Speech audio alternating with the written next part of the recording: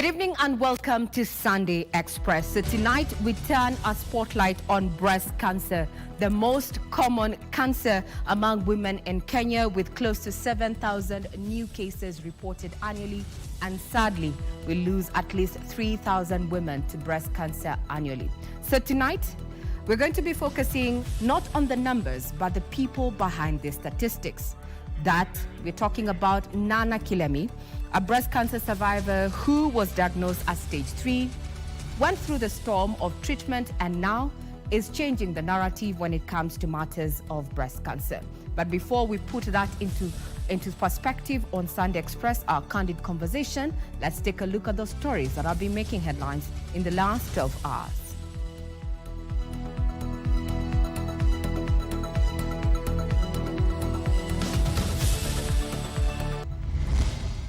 Serikali ya kitaifa na serikali ya kaunti zitashirikiana.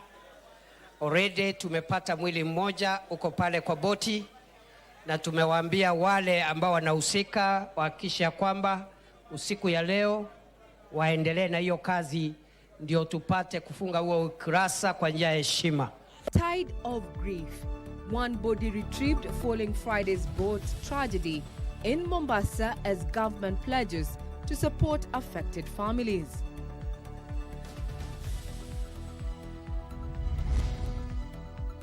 Political drumbeats. Politicians hit the campaign trail this Sunday, with the November by-election inching closer.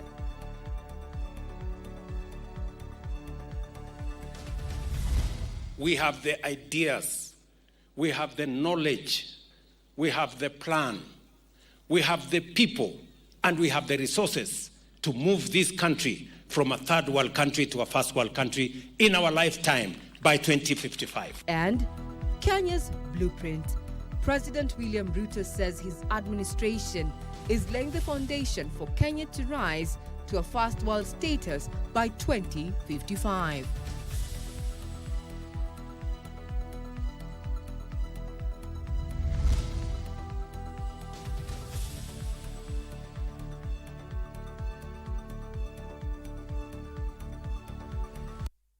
Good evening, this is Sunday Express. I'm Regina Manyara, and my colleague on sign language is none other than Byron Abuli.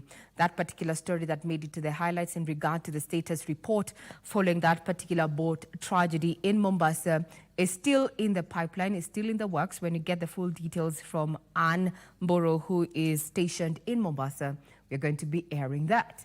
Now, President William Ruto has said that Kenya will transition from a third world to a first world nation within the next 30 years. Speaking during the 70th anniversary of the African Inland Church, Ziwani in Starehe Boys, Nairobi County, Ruto stated that his administration had laid the foundation to achieve this status by the year 2055. He at the same time noted that he has shared his vision with former President Uhuru Kenyatta, ODM leader Raila Odinga, and KANU chairman Gideon Moi, who recently joined the broad-based government. Here's our reporter Abdiaziz Hashim with the details. President William Ruto, alongside a host of Kenya Kwanza leaders, attended the 70th anniversary of the African Inland Church Ziwani in Nairobi County.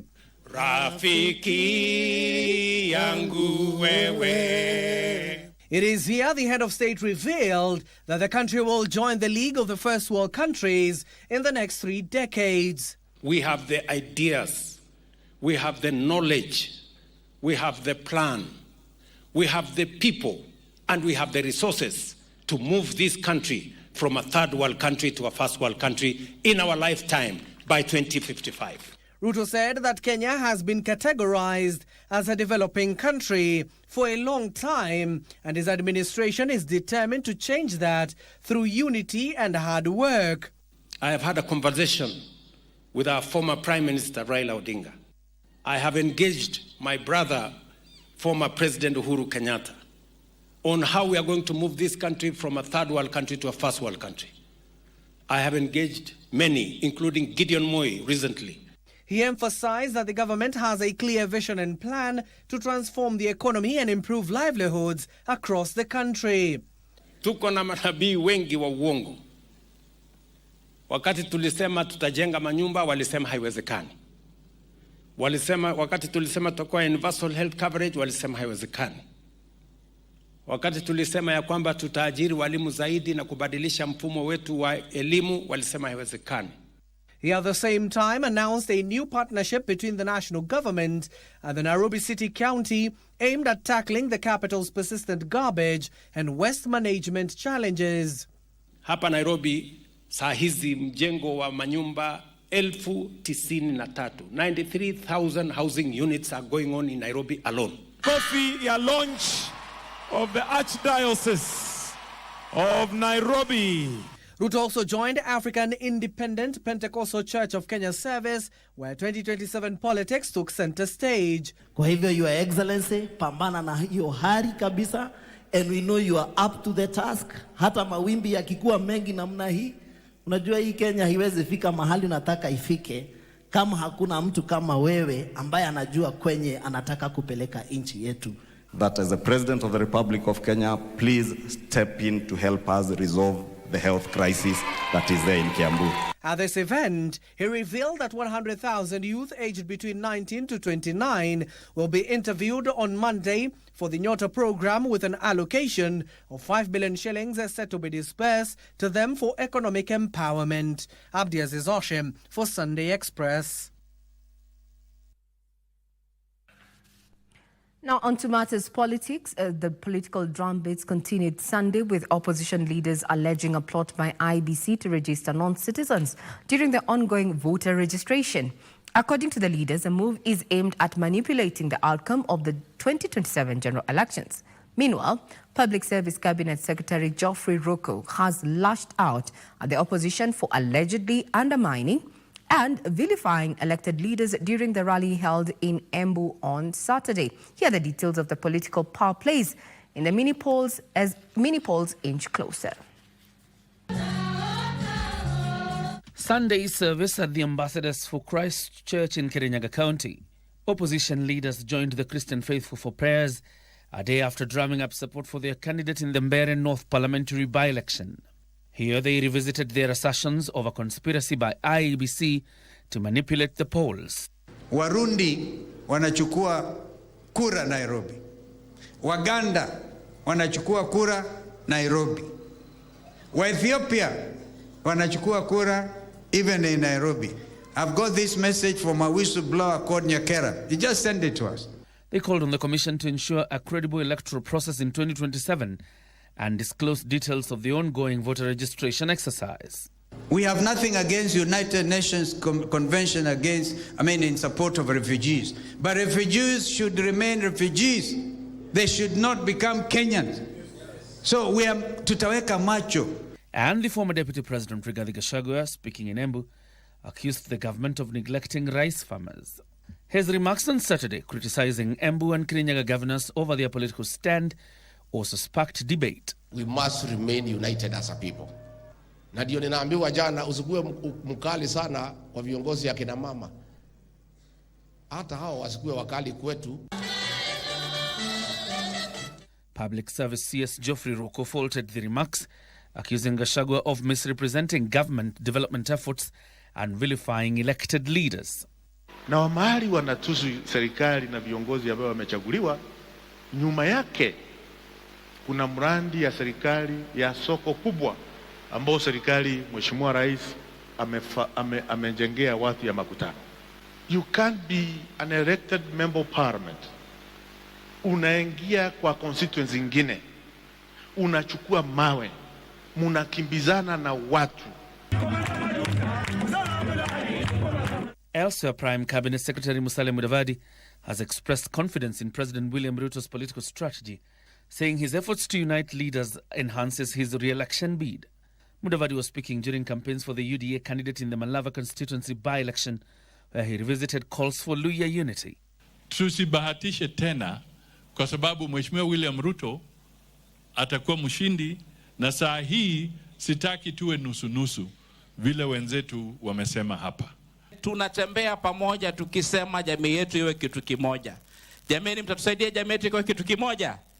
Tuachane na wale wapinzani ambao hawana sera, hawana agenda kwa ajili ya nchi hii. Human rights activist and presidential hopeful Boniface Mwangi has raised an alarm over what he described as escalating threats to his life, allegedly orchestrated by state agents. Mwangi, who has been a vocal critic of the government excesses, claims his recent appearance at the Jomo Kenyatta International Airport exposed a new level of intimidation after he allegedly found a blank cartridge planted in his luggage moments before his flight. Mwangi says the incident is the latest in a series of targeted attacks meant to silence dissenting voices, even as he vows not to back down from his political ambitions. Human rights defender and presidential aspirant Boniface Mwangi alleges that on October 9th, while departing for Kilifi, a bullet casing was planted inside his suitcase after routine security screening at Jomo Kenyatta International Airport. And on my way to board the plane, my bag was taken away by an airline attendant. I gave them my bag and they gave me a luggage slip. I got into the flight, and upon reaching to Malindi, I retrieved my bag. On my way to my hotel, I decided to remove a power bank from my suitcase. And when I opened my suitcase, in between the shots that had been packed by my daughter, I found a bullet casing. Mwangi, who says he fears for his life, has linked the incident to what he terms a wider campaign of harassment and intimidation by security agencies, accusing the state of using arrests, cyber trolling and surveillance to silence activism. This was put between the time I gave my attendant the bag and the time I got to Malindi, because I packed my own bag, I passed through the screening at JKIA. The first screening, there was a scanner, and the second one, there was a scanner, and I did not have this in my bag. The activist, who has faced multiple arrests in recent years, says the persecution intensified after he participated in last year's Gen Z protests and his announcement to seek the presidency. I was planning to go to Kilifi police station and report the matter. Then I was advised not to do that because I'm currently facing up trumped up charges of ammunition possession, and going to the police station would have meant that I would be arrested for the police to investigate. Like most Kenyans, I do not trust the police.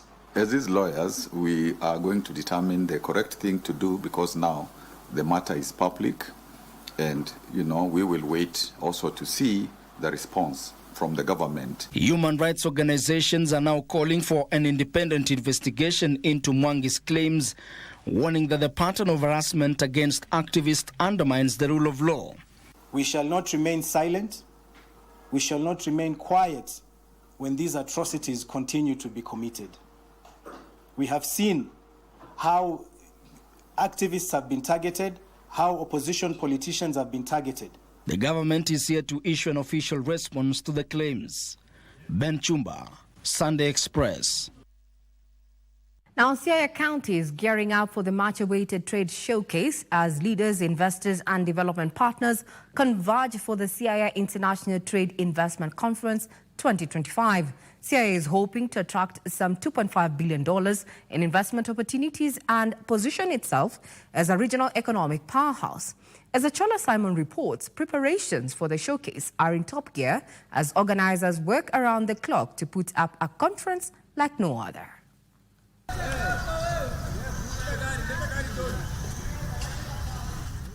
It is literally race against time here in Siaya County as worksmen do everything within their means to ensure that the venue of the inaugural Siaya International Trade Conference is ready ahead of the commencement date on Tuesday.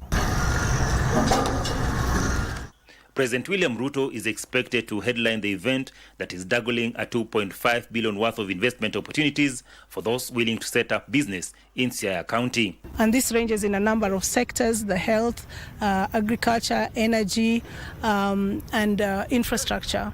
We are in deep discussions with the Energy Ministry and the Nuclear Power Agency.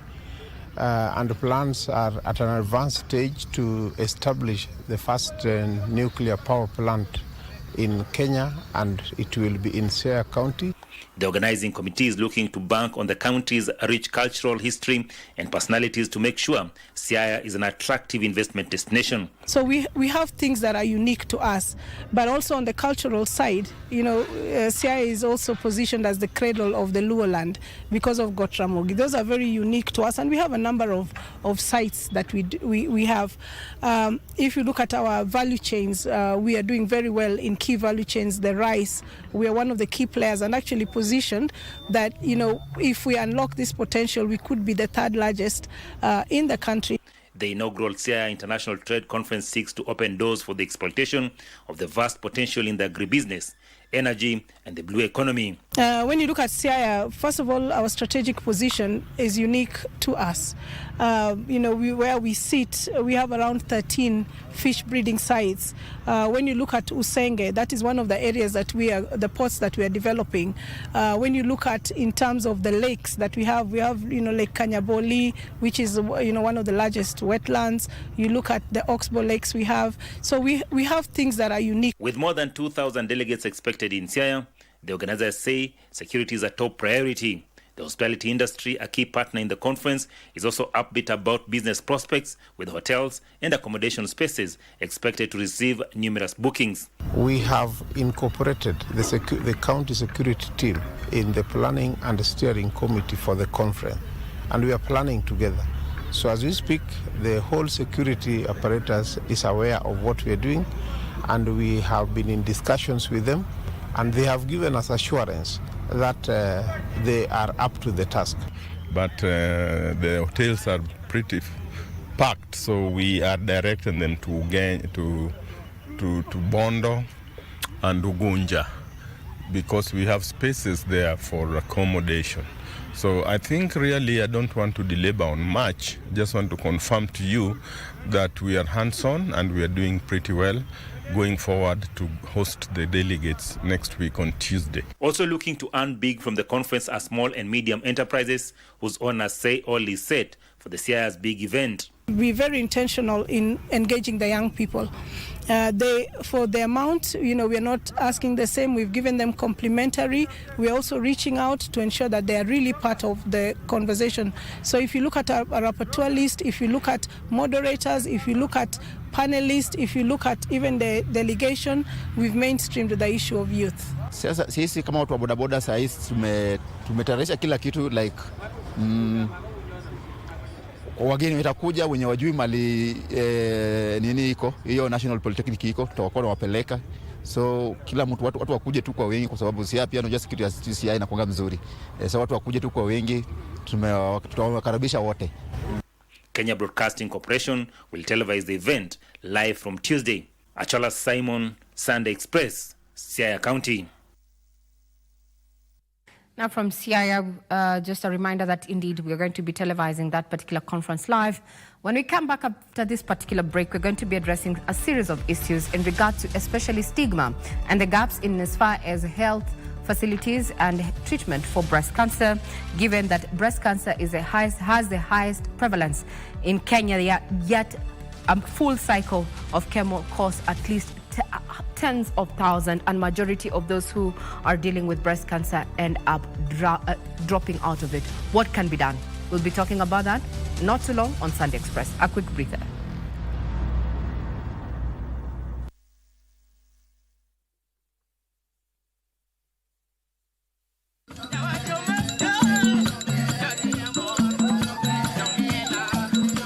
I welcome everybody to the Siaya International Trade and Investment Conference. This great conference is going to take place in Siaya from the 14th, 15th, 16th, 17th of October. We are going to have more than 2,000 delegations from Kenya and abroad, and the participation is going to be high level. His Excellency the President has agreed to be the chief guest. We are going to have a conversation about Siaya and by extension Kenya as an economic region and the Lake Region economic bloc. This conversation is going to turn into real investments in Siaya, where we are going to showcase potentials of nearly $3 billion projects which are bankable, and you're free to come to the conference and be able to be part of this great conversation. Welcome to Siaya, and see you on the 14th, 15th, 16th, and 17th of October. Warwaku Siaya, Siaya Kababa.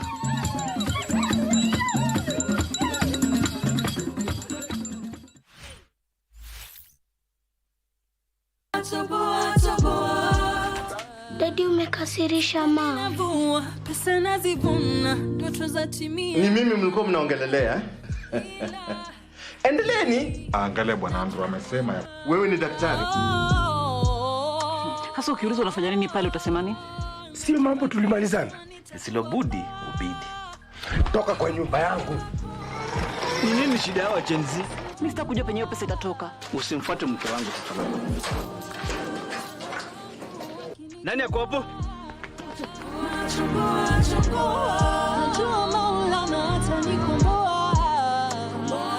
Oh my God.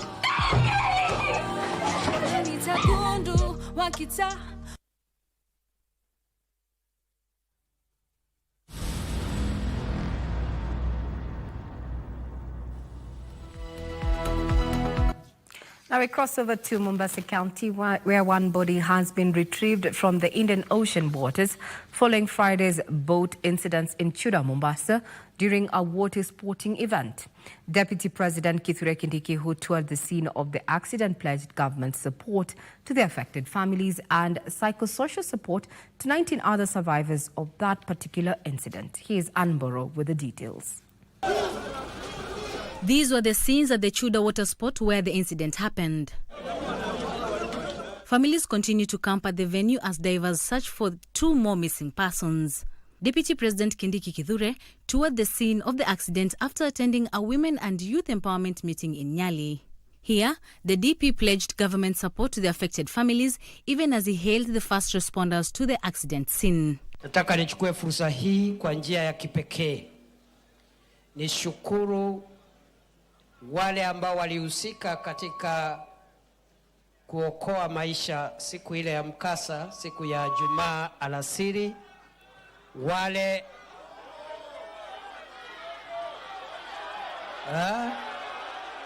haikukuwa hivyo. Haikukuwa hivyo. Ilikuwa tofauti. Mwananchi mmoja akuja hapa nieleze kulikuwa aje. Ni bahati, ni Mwenyezi Mungu niko hapa leo. Yeah. Manake nilisurvive. Yeah. Wale tulikuwa pale tulitarajia usalama wetu utaangaliwa, lakini tuliachwa hoi.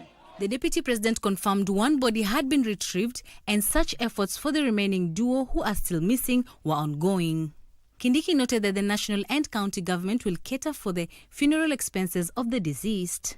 Serikali ya kitaifa na serikali ya county zitashirikiana.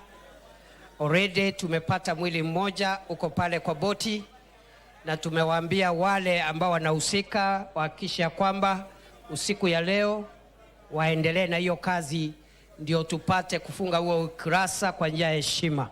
Mombasa Governor Abdul Swamad Nasir and Jomvu MP Badi Twalib, who accompanied the DP, continued to appeal for patience as the divers led by the Kenya Navy continue to scout for the duo. Nitahakikisha kupitia serikali kuu kama walivyoniahidi kwa tutaweza kusimamia mazishi ya hawa wote ambao wamefariki ili kuondoa mzigo mzito katika familia yao. Wakati tuko hapa tunaanza kunyosha vidole, kuna ndugu zetu lazima tuweze kuweka mbele za haki. This as pressure is mounting for the organizer of the event to be arrested. For Sunday Express from Mombasa County, I am Ann Buru. May the souls of the departed rest in peace. Now, a major push to integrate digital tools and innovation to implement the competency-based education is taking shape across the country. An event held at the Kenya Institute of Curriculum Development, KICD, highlighted how robotics and coding are becoming key tools for the new system of education. The aim is to impart learners with 21st century skills and explore students' potential by strengthening digital education as a foundation for opportunity, social mobility, and community development. Any students that need biro? The culmination of the Classwork Award, an initiative under the Dean Kenya program centered on teacher training and equipping schools with digital skills. It is a glimpse into the future of Kenyan classrooms, where students from primary school level under the program design and build robotic solutions to real-world problems that they see in their own communities. So you can see how it is working? Here, it is not just about competition. It is about fundamental shift in the education system. Learning to code, building a prototype and seeing your idea come to life is truly exciting. That spirit is a driving force behind the Classwork TechWest program. Our objective was clear. We asked you to use robotics, coding, and artificial intelligence skills to solve a real, tangible problem in your communities. That was the challenge. The Principal Secretary for Dean Kenya, Christopher Barasa, said robotics plays a pivotal role in the successful transition from the 844 system to the CBE, making learning more practical and aligned with the global trends. At the Dean organization, our mission is to unleash every learner's potential. This mission aligns seamlessly with the vision or the mission of competency-based education, whose mission is to nurture every learner's potential. The initiative was also supported by the Kenya Institute of Education and Development, KICD. Together, through collaboration between Dean and KICD, we are nurturing a generation of digitally literate, innovative, and responsible citizens, ready to thrive in a rapidly changing world. With an active reach of 500 schools across the country, the goal of Dean Kenya, which is headquartered in the Netherlands, is to onboard many more schools into the digital fold. Our project is designed to scale and reach many more schools next year. We intend to do this through two phases. The first one is through teacher training workshops to equip teachers with foundational technology skills. And the second is through class and club simulation sessions, where we follow up to see the practical skills applied in a real lesson setup. Students from select 11 schools were judged on how they identified and solved local challenges, ranging from water scarcity, sanitation, and hygiene. It helps us to save water, because the water that is drained out from the kitchen, it can cause pollution. The need for inclusivity was also highlighted. Special needs kids who cannot, probably they have limb issues or sight issues or hearing issues, can still interact with our gadgets and be part of the learning process. So that is very heavy on us. We care about it. We even have our trainers being trained on the same. We have even hired trainers that have done special needs education. It is something we care about. We're living in an age whereby we're having interactive devices, whereby whether you're blind, whether you're deaf, we're having devices coming up with sort of interactive yet functional things. Stakeholders calling on the government to support the initiative, noting realization of the full potential of CBC requires significant support for both the students and teachers. Things we have to nurture our kids, right? Tap into their creative areas, whether it's games, whether it's doing something to do with electricity, try to get that into robotics, right? First, get that sort of intuition from the kids, then you have the move along. In terms of the materials, it's quite expensive to have these devices. We do understand that, but with the help of such organizations like DEAN or our government can come in place and get us some of these robotics materials that can be very important. Students under the program enumerate the benefits.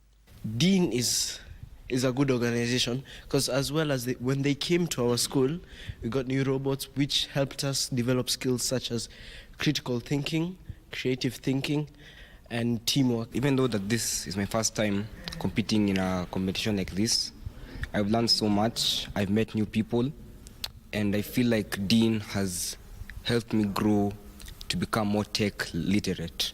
They find the hands-on practical classes not just easy to grasp, but inspiring. All you have to do is be a risk taker. Even if you have stage fright, my first speech, my first interaction with speaking in front of people, I was nervous. Plus, interacting with such kind of events allows you to build your confidence, reduce the stage frights, reduce the anxiety, and build your confidence. The model is clear. By designing, building, and programming, learners develop critical thinking and teamwork. It makes STEM subjects practical, playful, and directly linked to solving Kenyan challenges. Reporting for Sunday Express, I'm Aaron Marie. Yes, indeed, speaking in front of people, speaking in front of a screen and having that thought at the back of your mind that people are watching, people are listening can be quite intimidating. But the fact that if you do it longer, you actually gain the confidence. That's a fact there. Now, with 140 awards from his success in business to philanthropy, 96-year-old Manu Chandaria is among Kenya's top billionaires according to Forbes Africa. But what is his view about the journey of life? Sheila Yogo visited Manu Chandaria at his home in Nairobi's Muthaiga Estate and filed the following report. Manu's reflections.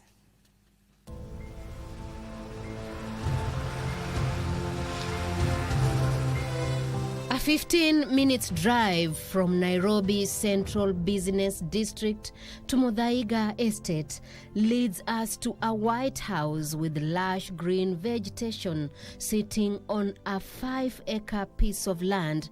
The house was built in 1929, making it as old as its current owner and occupant, Manilal Premchand Chandaria, commonly known as Manu Chandaria, who turned 96 years old this year.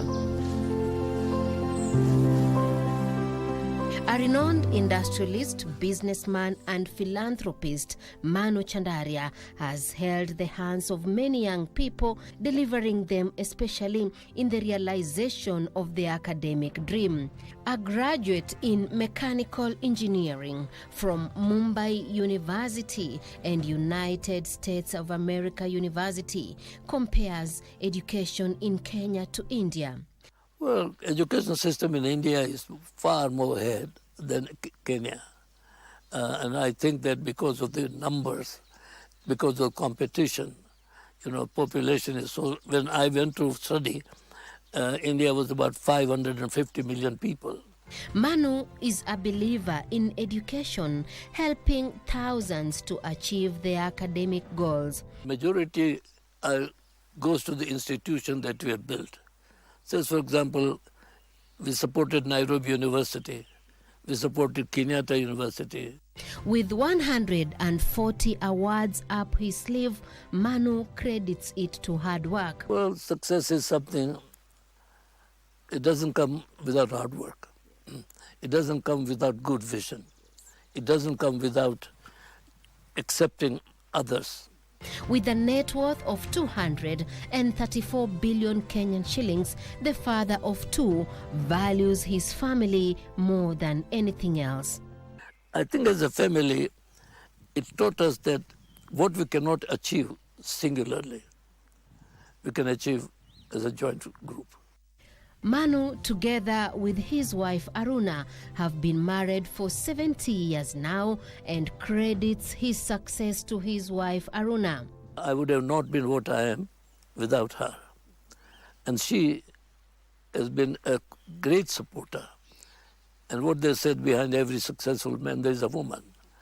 How do they solve their marriage conflicts? She's with me for 70 years. And I'm sure that she's hurt me. I've hurt her. But we have a remorse after that. We should have not done it.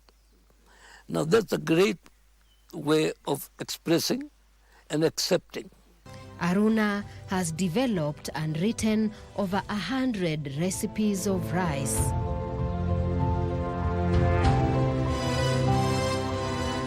Manu has a big heart for people despite their social status. Number of people that has visited this home is, I don't know how many thousands. Even the street children have come and played here.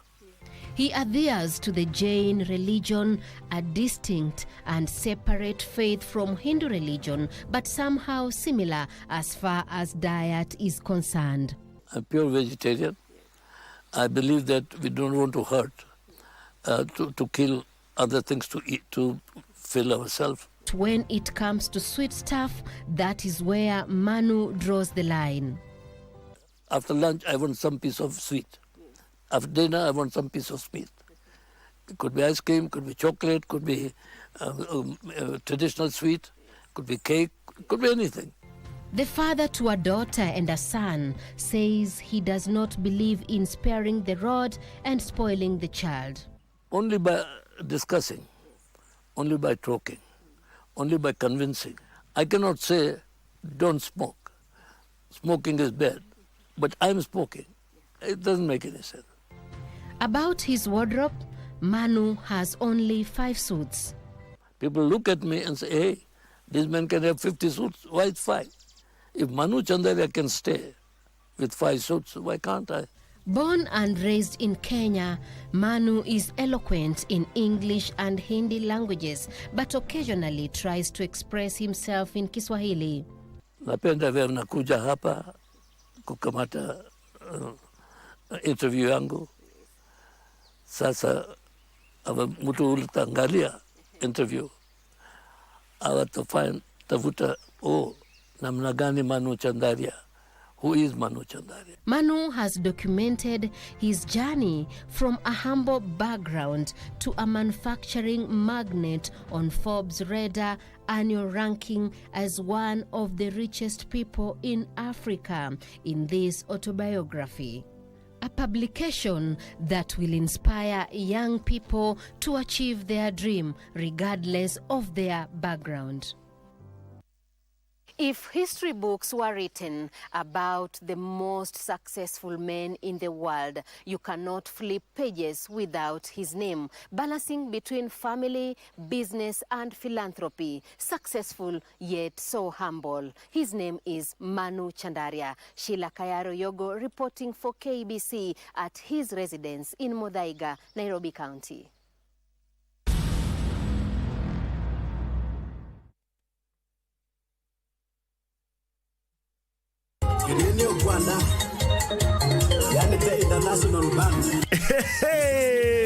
Kiitikio cha kutambua sauti yako, na huku tukisherehekea miaka 14 ya utangazaji bora wa stesheni ya KBC ya Kalenjin Kitwek FM, tunakualika katika mbwembwe za aina yake kuanzia tarehe 10 hadi tarehe 12 mwezi huu. Kouni iko hivi: tarehe 10 tupatane Great Hope Children's Home kuanzia saa 8 ya udhuri. Tarehe 11 tupande miti, tusakate kandanda na kukata keki katika shule ya Masaba. Hatimaye tarehe 12 tuchumuke AIC Mosoriota kwa ibada ya shukrani kuanzia saa 4 asubuhi. Watangazaji wako wakali kama Mr. Wadis, Cheptab Chesirit, Musupa Chela, Kiptangus na Joan Bet watakuwepo. Je, wewe? 98.0 Kitwek FM Kegosin. Mogaka. Mnyabibi. Kwani wewe ni mgonjwa? Chama ikisha usirudi hapa kwangu. Hata hivyo ati ni lazima. Ya masus. Hey. Kuja pia mimi chakula. Unakula nyama. Kwani ulikuja Nairobi kuteseka? Naweza onja tu moja. Sasa nikitoka hapa nisiposiba, nitamwaga supu. No, nani tukusamwisi Usinite mwizi. Tunaweza kurudi kwa ofisi kidogo. Ole Matope, nimekuita mara ngapi? Sikuwa hesabu. Kwani umekuwa Afghanistan wale wanausaga migwa na mahindi kwa parapara. Na kombelevi imenichukua imeleka kwa kona. Makeyu.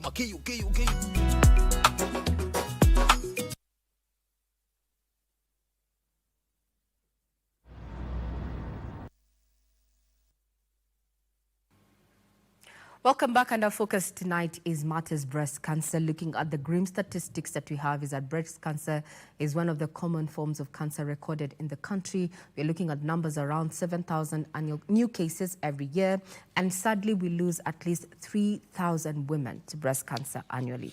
These are the statistics as we have it there. So tonight we're going to look at what can we do on an individual capacity, and we are looking through the lens of none other than a breast cancer survivor, that is none other than Nana Kilemi, who is the founder of Needy Cancer Health Initiative. Welcome, ma'am, and thank you very much for your time. Thank you, Regina. So before we even start talking about, what can be done on an individual perspective, I'd want to say this: indeed, you're a warrior, and we are humbled to have you on set today. Thank you. You have set the tone, and I hope we encourage others on the way. Now, we have looked at. You are diagnosed, according to your story, and what has already been documented out there is that you are diagnosed at stage 3. Can you walk us through, why there was that delay in seeking care, and what are the common reasons why a majority of women, breast cancer is detected in them, at least at stage 3 or stage 4, which is very late. So thank you so much. My name is Nana Kilemi. I'm a breast cancer survivor, 3 years in remission now. Yeah. I'm also founder of initiative called the Cancer Health Initiative, whereby we help extremely needy cancer patients. We pay for them, shall give them food, breast prosthesis, and mastectomy implants. We have a livelihood program for them. When they go into remission, we give them jobs, open for them small businesses, because most of them are abandoned by their family once they get. And we're also doing a lot of advocacy on preventive measures awareness. So I was diagnosed on August 2022, and I got treated here, actually in Kenya. Oh, it was a local treatment? Yeah, in a public hospital for 1 year. All right. And 3rd of August 2023, I was declared cancer-free. Congratulations. Thank you. And then after 1 year, I did my reconstruction. Yes. The doctor did it. Mine has been, Yeah. So literally, it has been a journey, even now, because I'm still on medication for maybe now next 7 years or so. And let me tell you something. I didn't feel that lump one day, that I woke up one day and felt it. It is something which developed over time. And you actually felt it? I knew there was something happening in my body, but I was damn scared of even telling anyone what was happening. Wow. So the way women, when you're on your periods, you get, your breast gets really sensitive, painful. Yeah. So this of my left breast could get better, but my right breast could continue to say, and I was like, what is happening? Yeah. Then, one day I said, let me just do breast examination. And I touched my breast. And guess what? There was a lump right just near the armpits. And I was extremely scared. Trust you me, I was so scared because I was thinking, I had just come from a very bad separation. And then breast cancer, I was like, no, it can't be. No, it can't be. Imagine I took painkillers for 2 years. And let me tell you, I don't blame people. I don't blame women when they come too late.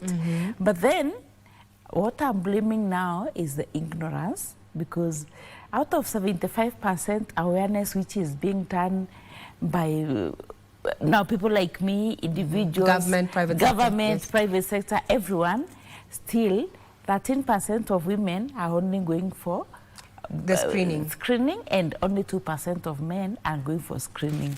So we still have a huge problem due to ignorance, know-it-all attitude, all these things. It cannot be stigma, because stigma is also one of the challenges that a majority are coming say. They come out and say that we can't peg this in on stigma. On stigma. Nana Kilemi, I'm extremely vocal. I'm a strong girl. I fear nobody. I only fear God. Oh yeah, because He's the one who has gotten me where I am, not human beings. Yes. It can only be God. Yes, true. So if they stigmatize me, but you say, I don't count on that. I'm still here. True. So stigma, we can't gauge this to stigma. We only gauge this, Regina, to ignorance. The information is out there, but we are not using the information. Because if you see the cases of breast cancer, we have the most affected women are between ages of 35 to 50. And you know, the most annoying thing is that most of these cancer patients who come to hospital when it is too late are educated, learned, managed women who are out here. When I tell them, come for screening, they say, Nana wacha, tutakuja later. So when I tell them, we have a free cervical cancer screening, they say, we have medical covers, we will go to hospital. So ignorance. Ignorance is the biggest problem we have in Kenya, Regina. Take it from me. Let me tell you true story. In July 2020, this year, on 27th or 26th, we had a huge charity run at the Hub Karen, Nindi Cancer Health Initiative. I had free screening for cervical cancer, breast examination, and all this kind of thing. Out of 300 cervical cancer cases, kits that we had, we only screened 16 women. Where were we at? Please repeat at me. Karen. Karen the Hub. So who came? Who came? It's an upper middle class. Did they want to screen? No. No. Maybe because of the fear. You know, maybe the fear. Not even fear. Let me. You've ruled out stigma, and you've pointed it at ignorance. But then, when someone thinks about the facts around seeking treatment for cancer treatment, could that be a reason why we're not having people actually coming out and taking these options for screening? Could it? Let me tell you, yes, it is costly, but you can imagine, Regina, if I went to hospital in 2020 when I felt the lump. You know, I couldn't have lost my breast.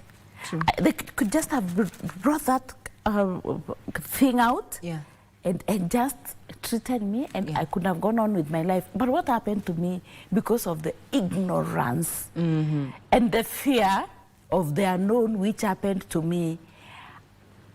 Most of the people don't know that. You know, most of my friends, and even my family, and even to make matters worse, the most annoying thing is even my sisters. None wants to go for screening. We are scared about it. They say, we are scared to find out. I know, they say, Nana, it's this which I don't know. Do not hurt me. But that is, let me not talk bad language, but I think that is the most foolish thing in the 21st century, anybody of our time and age can do. Let me tell you, a country like Australia, for the last 12 years, they haven't had one case of cervical cancer. None. Like they were able to clear that. Why are we in Kenya every day losing 7 women to breast cancer, Regina? Why? Why are we still doing the things that every day we are being taught? We are being told lack of enough vitamin D to women is one of the biggest cause of breast cancers with women. Why are we not? What is vitamin D, Regina? The sun. At least one source of vitamin D is enjoying the sun. Do you buy sun? We don't buy the sun. So why are you not basking? Oh, we will bask on the weekend. That is it. I hear clearly there's an issue of ignorance and not actually utilizing the information that we have out there. Now you have started the Needy Cancer Health Initiative, you know. How do you plan to scale up this particular support, you know, to meet the national demand? Because statistics as is, we have great numbers. But what we are doing in our own small ways, together with my friends, because we are such a small, actually we are turning 2 years this month. What we are doing is more of screening, because that is the only way we'll be able to counter-check this monster. Actually, like this month, this month, 26th of this month, we are rolling a program in Meru. We will screen every woman in every 45 wards of Meru of breast cancer and cervical cancer and all men prostate cancer. At least that I have people who have come on board and who are going. It is a very, very costly program, but I know we will get there. In Nairobi, we still try our own small ways to screen, but especially in the slums, because this is where people are less privileged, and this is where people listen anyway. And these are the people I love with all my heart, because they listen and they come. And when I go and tell them, let's do this, they do. This upper middle class, I'm out of their game for now because of the ignorance. They're the ones who have the information, but they're not applying it as they should. Thank you. And you know, Regina, let me tell you, and I'm telling you Kenyans, by the way, it is not as business as usual. It is not, Regina. When statistics say, and you know, statistics don't lie. They don't factor. These are NCI, NCCPB, all these, the universities who are doing research, and they are all saying, in the next 2 decades, that is 2 years, 70% of Kenyans will have cancer. 20 years, those are 2 decades. And I'm telling you, Regina, that one, we can take it to the bank, because like when I was being treated, whenever I was going to be treated, I don't want to mention names so that people don't say I'm marketing hospitals, Those days, in 2022, we used to do 40 chemos in that hospital per day. Nowadays, I'm told they're doing 120 chemos per day, and they chase people away. My question is, since you've talked about the cost of chemos, we've looked at it, it's not cheap. A full cycle attracts quite, you know, 10,000s of whatever, of shillings, so to speak. And looking at the universal health coverage, that gap, how do we go about addressing that particular gap? Because in as much as we are not doing early screening, there are those who have screened and they're having a challenge, you know, getting treatment. Yes. By the way, first of all, I want to tell people, you register for SHA, then let us make noise when we are inside. Partially, SHA is extremely helpful, especially to the oncology patient. But the biggest problem we are having, Regina, they are the premiums, 550,000, 550K, you know, 550,000 Kenya shillings cannot treat a cancer patient. That is way too little money. 100,000 for diagnostics. And you know when I mean diagnostics, it's PET scan, it's CT scans. This one PET scan is 53,500. That is FDG. We have PSMA, which is done for prostate patients, which is 70,000. You're supposed to do it once a year. So when you get diagnosed of cancer, there is the biopsies and the diagnostics. This is where the problem is, Regina, because most of the cancer patients, unfortunately, most of cancer patients in Kenya are extremely poor people. 80%, they are the people who live way below $1. So the biopsy in a public hospital with the small now lamps, which are not very big, is 27,000 or thereabout. Wow. In private hospital, it is 60K, 60,000. SHA is not covering. Then comes the CT scan, because like when you have breast cancer, you have to do CT scan for the chest and pelvic, because breast cancer moves very quickly to the chest or stomach and liver and blah, blah. So you have to do quite a number of tests. Like me, because we started in the private hospital, my biopsy cost 130,000. I cried my mind out. You can imagine, because in the Cancer Health Initiative, we have a database of over 3,000 extremely poor, vulnerable cancer patients living in excruciating pain and very hopeless. The problem we're having is between diagnostics, biopsies, and the treatment. You see this branch. If the government is able to cover this bridge, they pay for the biopsies and all diagnostics fully, then we stop losing so many people here before they get to be treated by SHA. Then we need this SHA thing to be adjusted. It is not really helping this most, because Regina, with 550,000, average chemotherapy, average is not less than 50,000. The average chemo cycles each patient gets is between 6 to 12. Come on, we can't do this. So we need to actually increase capacity when it comes to treatment. We need to increase and change all these policies around SHA, especially for oncology patients, the blood works. Those needs to be fully paid by the government. Biopsy, when someone has a lump, it is a responsibility of our government. Because we are paying taxes, we need those services. And those services, we are not even going to tell them, oh please, no, we demand.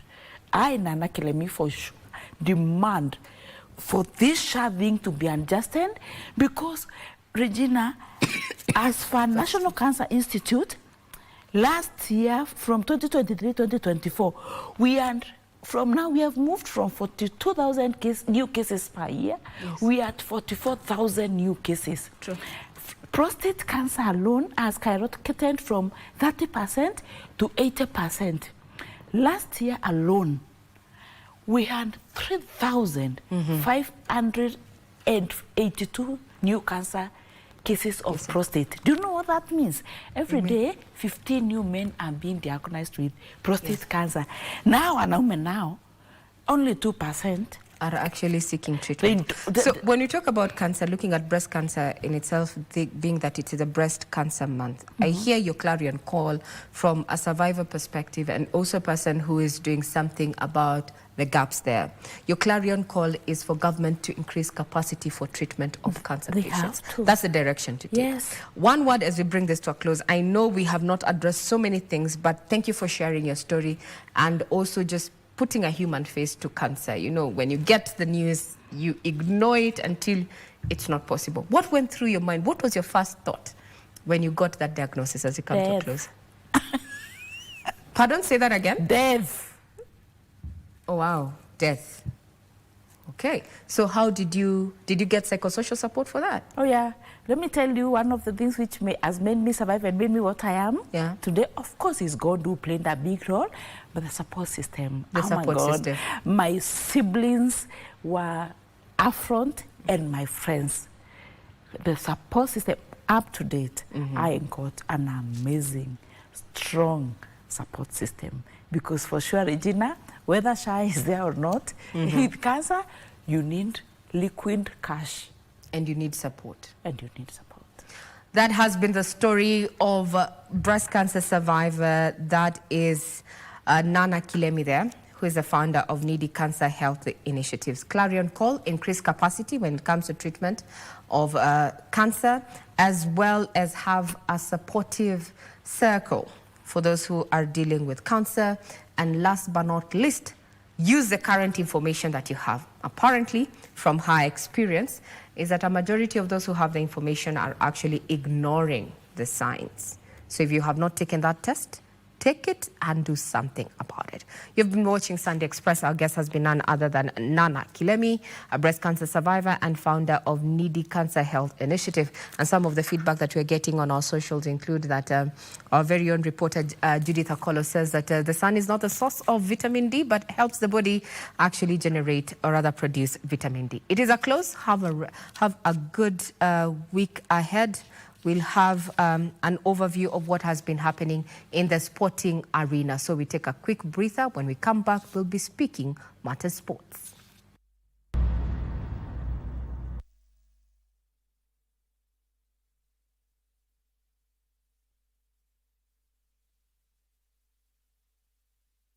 One point separates the top two in Michuano ya kufuzu kwa kombe la dunia mwakani 2026 yanafikia tamati mwezi huu wa Oktoba.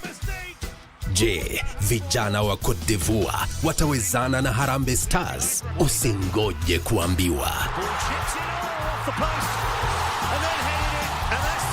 Tazama mechi hii live hapa KBC Channel 1 siku ya Jumanne tarehe 14 Oktoba kuanzia saa 4 usiku.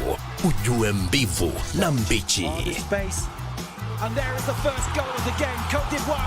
Pia tutapeperusha matangazo haya kupitia Radio Taifa na stesheni zingine za KBC. Usikose. KBC Channel 1, mwenzio wa dhati michezoni.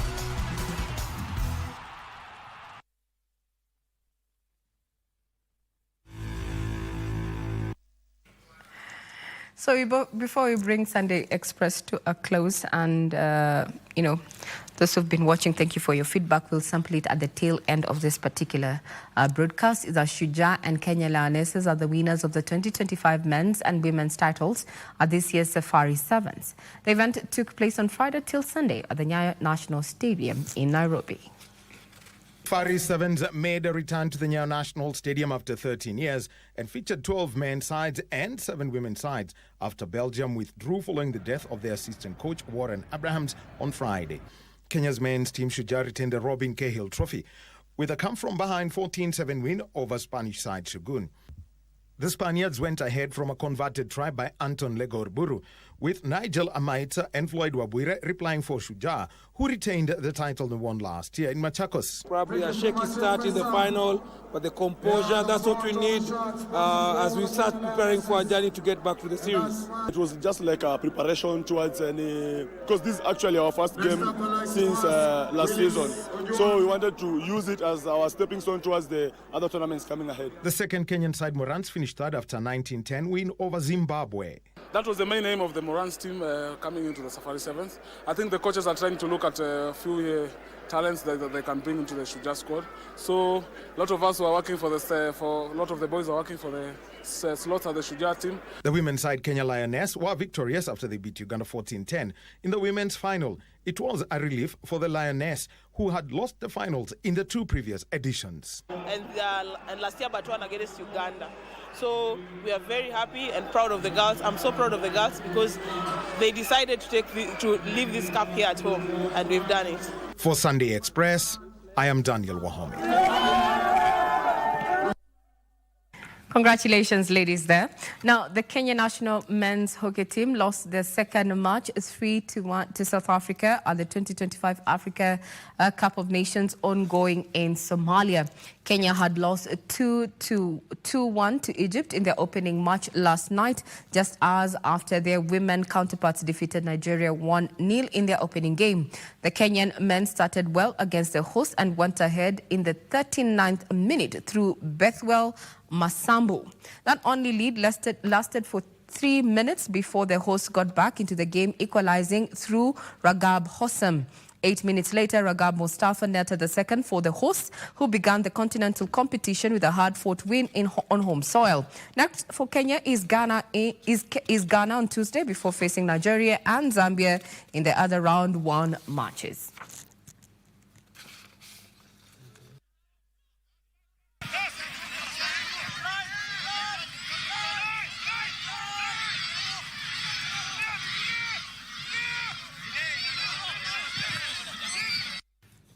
Tomorrow is Sports Check, and my colleagues Daniel Wahome are going to be taking you through what has been happening over the weekend in as far as the sports desk is concerned, and also what to anticipate as we head to the week.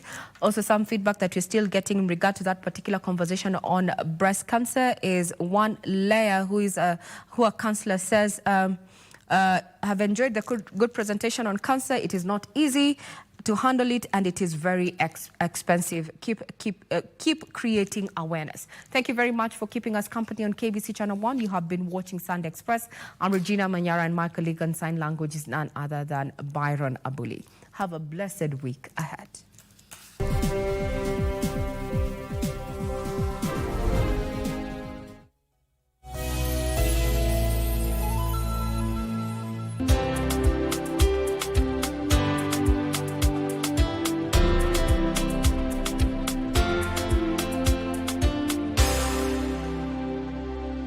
Tushinde.com. Cheza safe, cheza smart. Gambling is addictive, not for persons under the age of 18 years.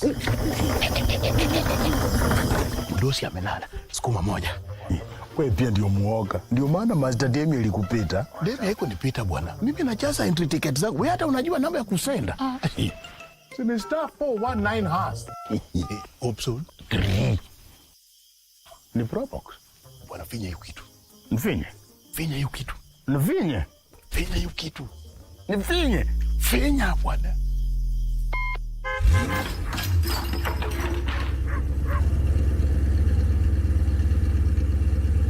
Probox was star 419 hash option 3. Fresh design, ndani ya light commercial vehicle. Turbo space ni kubwa, na kama haitoshi, iko foldable backseat for more space. Kamera ni mbili mbele na kamera ni mbili nyuma. Injini yako ni 1500cc, nguvu na picking guaranteed. Hii itakusaa whether ni familia, biashara, camping, ita come through. Fungua gate. Fungua gate. Fungua gate. Fungua gate. Wewe, sasa ni saa ngapi unafungua hiyo gate? Ni watchman alikuwa anatoka na gari yake. Watchman? Ametoa gari wapi? Ya wasi amesinda kwa star 419 hash. Iko Probox kwa star 419 hash option 3. Cheza safe, cheza smart. Gambling is addictive, not for persons under the age of 18 years.